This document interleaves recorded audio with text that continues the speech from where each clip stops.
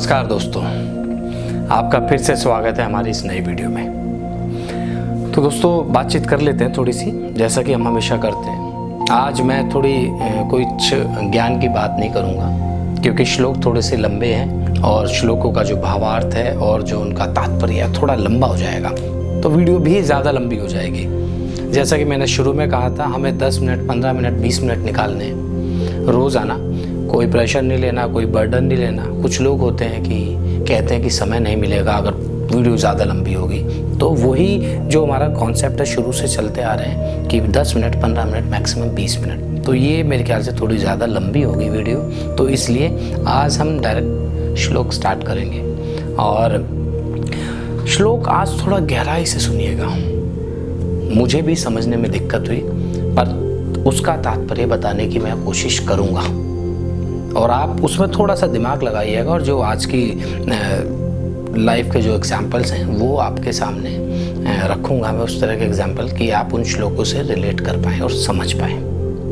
तो थोड़ा सा मुझे आज फोकस होना है। बात ज्ञान की कल के एपिसोड में करेंगे, ये भी ज्ञान की बात है, पर थोड़ा सा मुझे फोकस होना है। तो श्लोकों का उच्चारण शुरू करते हैं। तो बढ़ते हैं श्लोक नंबर 5 की ओर।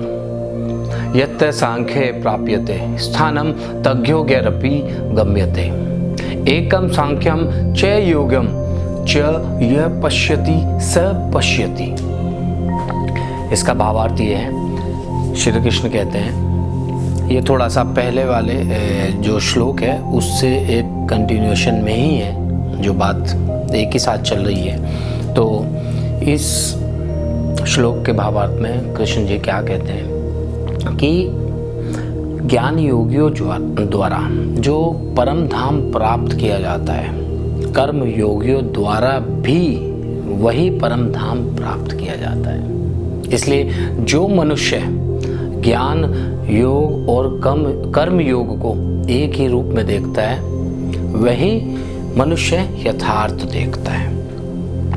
तात्पर्य यह है, जैसा कि इससे पहले वाले श्लोक में मैं बता रहा था कि उसी के कंटिन्यूएशन में है। इससे पहले वाले श्लोक में कृष्ण जी ने बताया था कि जो मूर्ख मनुष्य होते हैं वो कर्म योग के फल को और संन्यास योग, एक कर्म संन्यास उसको बोलते हैं ना, जो अपनी सारी चीज़ों से संन्यास ले लेता है, आसक्ति रहित होता है। तो कर्म संन्यास और कर्म योग के फल को अलग अलग मानते हैं मूर्ख मनुष्य। परंतु इसका भावार्थ उसी के जैसा है, उसी के कंटिन्यूएशन में है कि ज्ञान योगी द्वारा जो परम धाम की प्राप्ति होती है, सेम वही परम धाम की प्राप्ति कर्म योगी को भी होती है। तो बढ़ते हैं श्लोक नंबर 6 की ओर।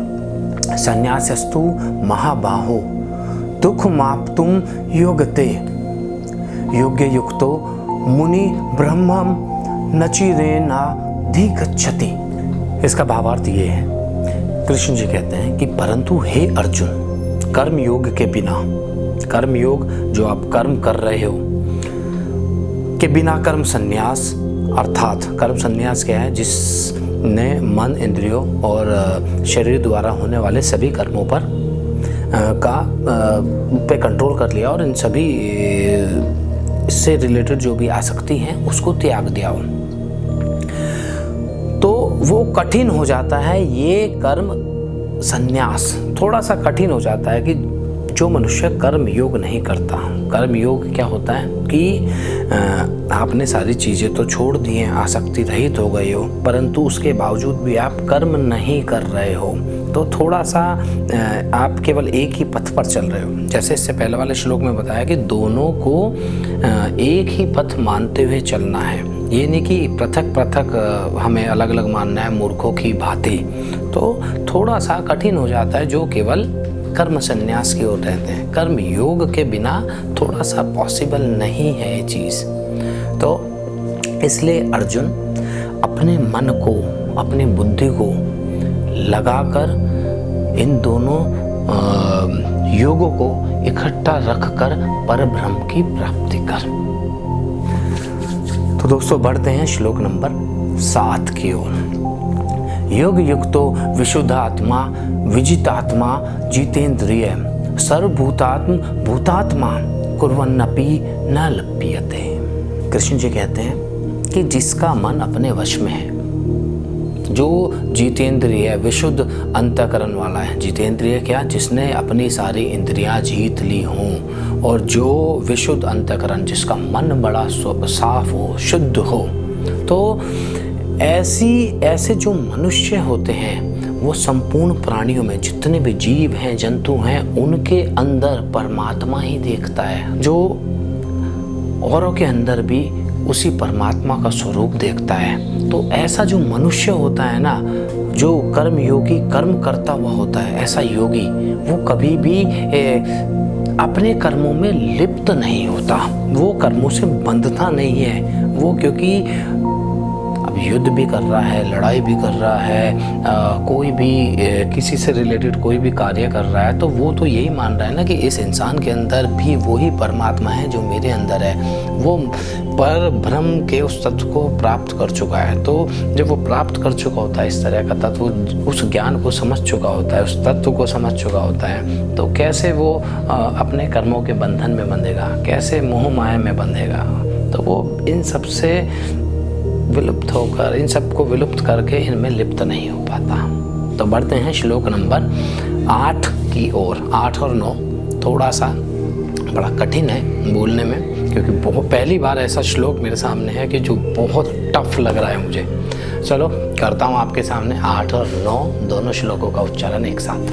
नव्या किंचित करोमति युक्तो मान्यता तत्वावित् पश्यन् श्रेण वन स्पृशंजी ग्रहण अशनान गच्छन स्वपन स्वसन। यह हुआ 8वां।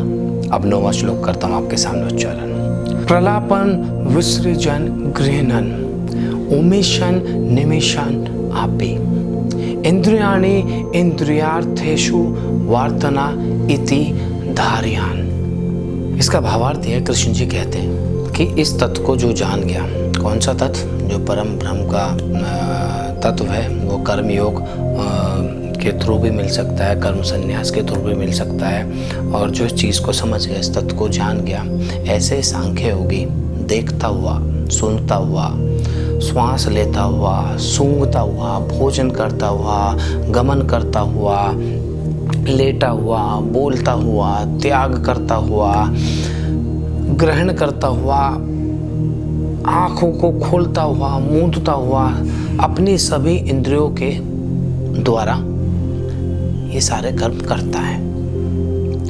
परंतु इन कर्मों को करते हुए वो कर रहा है अपनी इंद्रियों के थ्रू, परंतु इन कर्मों के विषय में वो निसंदेह कुछ भी नहीं सोचता, बस वो अपना कर्म कर रहा है।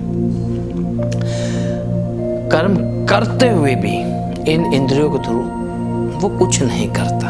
अब इसका तात्पर्य आपको बता देता हूँ एग्जैक्टली क्या है। जैसे मैं बात कर रहा हूँ, मैं सुनता रहा हूँ, मैं खाता हूँ, पीता हूँ, कोई भी मनुष्य सारे अपने जो कर्म करता है वो सोच कर नहीं कर रहा है। अब कुछ जो बेसिक चीज़ें हैं जो प्रकृति ने बनाई है, अब मुझे चलना है यहाँ से वहाँ तक तो मैं चलूँगा, मुझे अपना कर्म करना है वहाँ तक जाने तक, पर मैं ये नहीं सोचूंगा कि मुझे पहले राइट पैर उठाना है, लेफ्ट उठाना है। तो जो बेसिक प्रकृति ने नियम बनाए हुए हैं वो मुझे अपने कर्म करते रहने हैं। तो इस तरीके से मैं अपना कर्म भी कर रहा हूँ, परंतु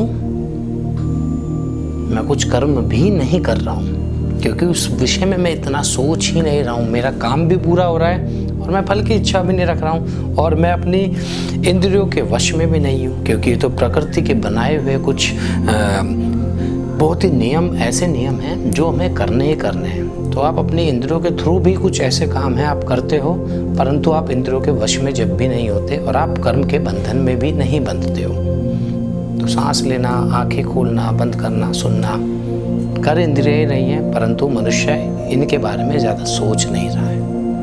कर्म होता जा रहा है, कर्म के बंधन में भी नहीं बंध रहा। तो दोस्तों, आपको समझ में आया होगा इसका जो तात्पर्य है। गहराई से अगर सुनेंगे, कई बार मैं भी कंफ्यूज हो जाता हूँ कि मतलब क्या है। तो एग्जाम्पल देने की कोशिश करता हूँ, आज के टाइम से जो भी रिलेटेड एग्जाम्पल दे सकता हूँ। तो आज के लिए इतना ही। आगे मिलेंगे नई वीडियो में नए श्लोकों के उच्चारण के साथ। तब तक के लिए राधे राधे।